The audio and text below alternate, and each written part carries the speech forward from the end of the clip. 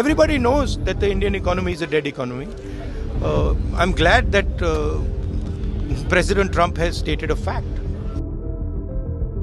India ने पाकिस्तान को inform कर दिया था prior to these strikes.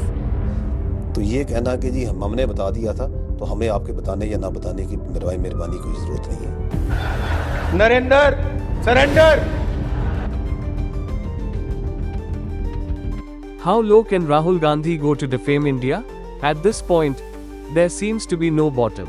He supports anyone who's against India, China, Pakistan, Turkey, even anti-India Western lobbies. Turkey, the same country that provided drones and jihadis to attack India during Operation Sindoor, even they host a Congress office on their land. Think about that. When Donald Trump calls India a dead economy, Rahul Gandhi doesn't defend India, he echoes it. Proudly, he won't talk about India becoming the world's fourth largest economy, he won't mention ISRO's success, or our growing exports, because he knows he can't win. So now he plays the game of, if I can't play, I'll break the game. He wants chaos. He wants division. He wants riots. Because the India of today doesn't bow to his family anymore. And he can't handle. First, let's talk about China. The nation that killed our soldiers in Galwan occupies our land, spies on us through apps and satellites. And yet, Rahul Gandhi sounds more like their spokesperson than a member of Indian Parliament. Did you know? In 2008, Rahul Gandhi secretly signed an MoU between Congress and the Communist Party of China. Why? What for? No one knows. During Doklam, Galwan, and every Chinese provocation, he didn't back India. He attacked India's PM instead. While our brave soldiers were facing Chinese aggression on icy borders, Rahul was asking, why provoke China? Not, why is China attacking us? He's more interested in protecting Xi Jinping's ego than India's sovereignty. Now let's talk about Pakistan, the country that bleeds India with 1,000 cuts. The country behind Pulwama, Uri, 26/11s, and Kargil. You'd expect an Indian leader to call it out, stand with our forces, and back national security. But no, Rahul Gandhi plays a very different game.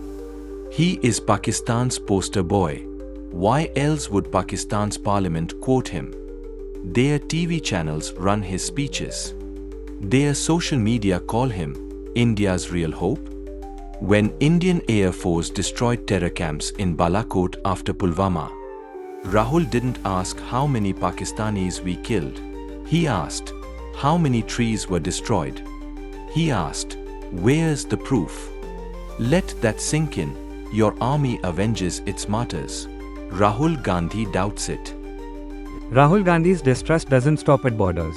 He goes straight after our armed forces. After the Balakot strike, when India told the world we had entered deep into Pakistan and destroyed terror camps, what did Rahul Gandhi do?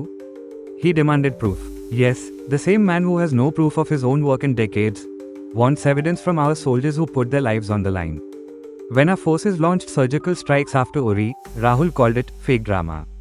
He said BJP is doing khoon ki dalali, trading on soldiers' blood. Imagine saying that, not to your enemy, but to your own army. He didn't ask, how many terrorists did we eliminate? He asked, did you really go? Prove it. At a time when Pakistan was denying the strike, Rahul was doing their job, spreading doubt within India. Now let's talk about Turkey, a country that openly supports Pakistan, sends jihadis to Kashmir, and funded drone warfare against India during Operation Sindoor. And guess what? The Congress party has an official office in Istanbul. Yes, a country that backs our enemies, has direct political ties with India's largest opposition party. Why does Congress need an office there?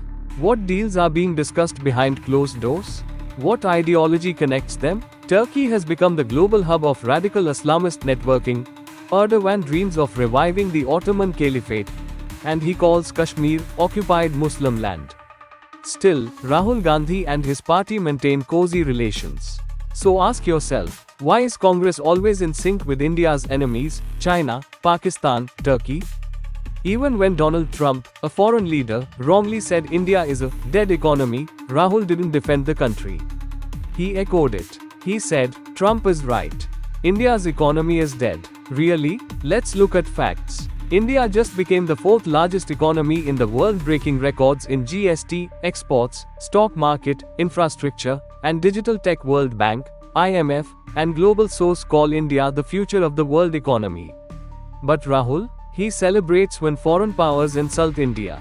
Because in his mind, a weak India is his only chance to win. Rahul Gandhi knows he's not winning. The public doesn't believe him, his party is shrinking, and his speeches are jokes on WhatsApp. So when he can't play the game, he wants to burn the playground. Divide Hindus and Muslims. Target Hindu festivals. Support foreign agendas. Mock Indian identity. He spreads frustration like a virus, hoping chaos brings him to power. He can't digest that a Chaiwala became Prime Minister, while he, born with a golden spoon in a party that ruled India for 70 years, is irrelevant. He behaves like India is the Gandhi family's personal property. And when the people choose someone else, he throws tantrums on the global stage. So let's ask a question every Indian must answer when Rahul Gandhi speaks. Whose language is he using? Pakistan's, China's, Turkey's? Whose pain does he amplify, India's enemies or India's soldiers? He didn't back Balakot. He didn't support Galwan soldiers. He didn't defend India's economy. He didn't promote India's global rise. He only stands with one thing, his ego. An ego that can't accept India moving forward without him. But here's something no one asks out loud. Why is Rahul Gandhi even the leader of Congress? There are smarter voices, better speakers, more capable people in that party. But they'll never get a chance. Because Congress isn't a political party, it's a royal family business. It doesn't matter if you're capable, if your surname isn't Gandhi, you'll never be king. That's why no matter how many times he fails, Rahul Gandhi remains the prince. And India is expected to keep clapping. But this is not a monarchy. This is a democracy. And New India doesn't take orders from dynasties anymore.